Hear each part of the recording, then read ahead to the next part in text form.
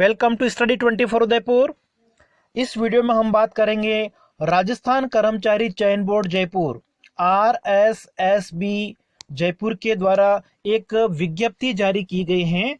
वो विज्ञप्ति आपकी छात्रावास अधीक्षक की है। तो इस विज्ञप्ति के लिए अगर आप आवेदन करना चाहते हैं तो इसकी शैक्षणिक योग्यता क्या है, पात्रता आपके पास में क्या होनी चाहिए, इसकी आयु क्या हो से होगी, ठीक है, न्यूनतम आयु और अधिकतम आयु, आवेदन आप क्या कब से कब तक कर सकते हैं, उसकी अंतिम तिथि क्या है, इन सभी बिंदुओं पर आज हम इसमें चर्चा करने वाले हैं। तो देखिए, सबसे पहले अगर बात की जाए तो ये जो पद आवेदन है आमंत्रित किए गए हैं RSSB के द्वारा किस मंत्रालय के लिए हैं? अल्पसंख्यक मामलात विभाग के लिए, ठीक है। अल्पसंख्यक मामलात विभाग के अंतर्गत जो छात्रावास चलाए जाते हैं तो उन छात्रावासों के लिए छात्रावास अधीक्षक के लिए आवेदन पत्र आमंत्रित किए गए हैं, जिसमें आपका TSP जो एरिया है उसमें 2 पद हैं और जो नॉन TSP एरिया है उसमें 110 पदों के लिए आवेदन पत्र, कुल मिलाकर 112 पदों के लिए आवेदन पत्र आमंत्रित किए गए हैं। और इन आवेदन पत्रों के लिए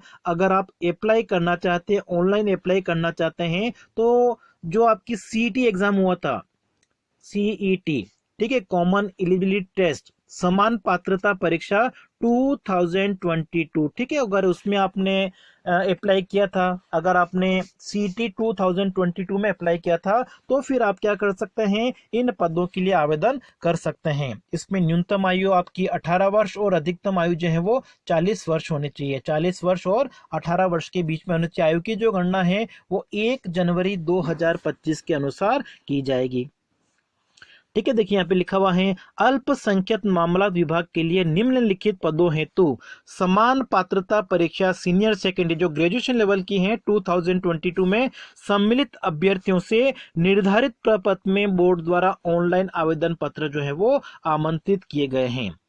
शैक्षणिक योग्यता की बात की जाए तो इन पदों के लिए अगर आप आवेदन करना चाहते हैं तो राजस्थान माध्यमिक शिक्षा बोर्ड से आपने हायर सेकेंडरी, ठीक है, मतलब पुरानी स्कीम के अंतर्गत या सीनियर सेकेंडरी आपकी जो 12th क्लास है वो अगर आपने क्लियर कर रखी है आपके पास में, मतलब मिनिमम जो आपके पास में क्वालिफिकेशन है वो आपके पास में एक तो होना चाहिए 12th आपने कर रखी होनी चाहिए। दूसरा आपके पास में है, और ये भी होना चाहिए साथ में, इलेक्ट्रॉनिक विभाग भारत सरकार के नियंत्रणाधीन DOACC द्वारा संचालित O या उच्चतर लेवल प्रमाण पत्र, ठीक है, O लेवल का जो सर्टिफिकेट होता है, देखिए एक तो आपके पास में होने चाहिए 12th प्लस, दूसरा आपके पास में राजस्थान सरकार में जो वर्धमान महावीर खुला विश्वविद्यालय कोटा उनके द्वारा एक कोर्स कराया जाता है RSCAT का कोर्स। अगर आपने RSCAT का कोर्स कर रखा है और 12th पास हैं तो आप इन पदों के लिए आवेदन कर सकते हैं। RSCAT का कोर्स अगर आपके पास में नहीं है तो भी कुछ कंप्यूटर कोर्स है, सर्टिफिकेट कोर्स है जिनको सरकार के द्वारा मान्यता दी गई है। एक आपका हो गया DOECC द्वारा संचालित O लेवल का अगर आपके पास में सर्टिफिकेट है, या फिर जो व्यावसायिक प्रशिक्षण स्कीम है राष्ट्रीय या राज्य परिषद के अधीन जो कंप्यूटर ऑपरेटर आयोजित होता है, ठीक है, तो ये वाला कोर्स अगर आपने कर रखा है, या फिर किसी विश्वविद्यालय से या सरकार द्वारा मान्यता प्राप्त किसी संस्था से कंप्यूटर विज्ञान या कंप्यूटर एप्लीकेशन में अगर आपने डिप्लोमा कर रखा है तो भी आपको RSCAT की आवश्यकता नहीं होगी। या भारत सरकार द्वारा मान्यता प्राप्त किसी पोलोटेक्निक संस्था से अगर आपने कंप्यूटर विज्ञान में, कंप्यूटर साइंस में और इंजीनियरिंग में अगर आपने डिप्लोमा कर रखा है तब भी आपको RSCAT की आवश्यकता नहीं है। लेकिन इनमें से अगर आपके पास में कोई डिप्लोमा या सर्टिफिकेट कोर्स नहीं है तो फिर आपको वर्धमान महावीर खुला विश्वविद्यालय कोटा के द्वारा जो RSCAT का एग्जाम होता है वो आपके पास में क्लियर होना चाहिए, और अगर नहीं कर रखा है तो आप उसके लिए अप्लाई भी कर सकते हैं।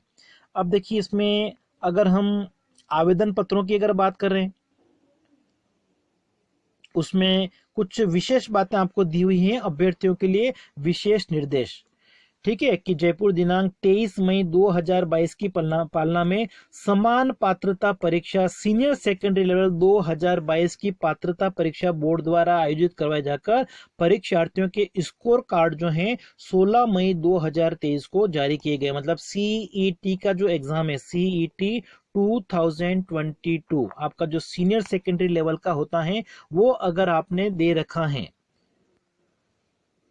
तो आप इसके लिए आवेदन कर सकते हैं। ठीक है, समान पात्रता परीक्षा सीनियर सेकेंडरी स्तर में सम्मिलित वे अभ्यर्थी जो छात्रावास अधीक्षक के पदों की योग्यता रखते हैं ऑनलाइन आवेदन भर सकते हैं। इन आवेदन भरने वाले अभ्यर्थियों में से समान पात्रता परीक्षा सीनियर सेकेंडरी 2022 में अर्जित स्कोर के अनुसार विज्ञापित जो आपके पद हैं के 15 गुना न्यूनतम कट ऑफ मार्क्स प्राप्त करने वाले अभ्यर्थी छात्रावास अधीक्षक पदों के लिए परीक्षा में शामिल होने के लिए पात्र है। ठीक है, मतलब जो जितने पदों के लिए आवेदन पत्र आमंत्रित किए गए हैं उसको मल्टीप्लाई कर दीजिए 15। ठीक है, तो वो आपके पास में अगर उतने अंक आपके पास में न्यूनतम है तो आप इन पदों के लिए आवेदन कर सकते हैं। ऑनलाइन आवेदन और पंजीयन जो आपका है, ठीक है, वो कब से स्टार्ट होगा? तो आवेदन पत्र आप 20 फरवरी 2024 से 20 मार्च 2024 तक कर सकते हैं। मतलब आवेदन पत्र अगर आप आवेदन करना चाहते हैं तो आवेदन पत्र जो है वो कब से स्टार्ट होंगे? 20 फरवरी से, लगभग एक महीने तक रहेगा, 20 फरवरी से 20 मार्च तक। ठीक है, तो आप आवेदन कर सकते हैं 20 तारीख से। एग्जाम की बात करें, परीक्षा का जो आयोजन है वो आपका कंप्यूटर आधारित जो सीबीटी होता है या टीबीटी हो सकता है, या ऑफलाइन आधारित एग्जाम भी हो सकता है। और इसकी जो सूचना है वो बोर्ड के द्वारा जो प्रेस विज्ञप्ति होती है या अपनी जो ऑफिशियल वेबसाइट होती है उसके माध्यम से बाद में जारी की जाएगी।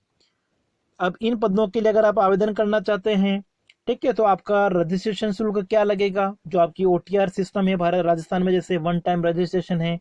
ठीक है, आवेदन प्रक्रिया क्या होगी? पदों का वर्गीकरण है, आयु में छूट। ठीक है, अधिकतम आयु अगर 40 वर्ष हो जाती है, उसके बाद में भी सरकार के द्वारा कुछ ऐसे वर्ग हैं जैसे कि एससी, एसटी, ठीक है, दिव्यांगजन होते हैं, विडो महिला होती हैं, तो उनको अधिक आयु में लगभग 5 वर्षों के आसपास, ठीक है, किसी को 10 वर्ष की भी छूट दी जाती है। तो वो कितनी छूट दी जाएगी वो आप विस्तृत जो आपका विज्ञापन है वो आप इस ऑफिशियल वेबसाइट पर rsmssb.rajasthan.government.in या फिर rssb.rajasthan.government.in इस वेबसाइट पे जाके आप जो छूट कितनी मिल रही है उसके लिए आप डिटेल में देख सकते हैं। ठीक है, और अगर किसी प्रकार की आपको आवेदन भरने में किसी प्रकार की दिक्कत होती है तो कार्यालय का फोन नंबर भी दे रखा है। इस कार्यालय के फोन नंबर पे आप संपर्क कर सकते हैं या व्यक्तिगत रूप से आप वहां पे उपस्थित होकर भी जो आपका स्वागत कक्ष है वहां से आप जानकारी प्राप्त कर सकते हैं।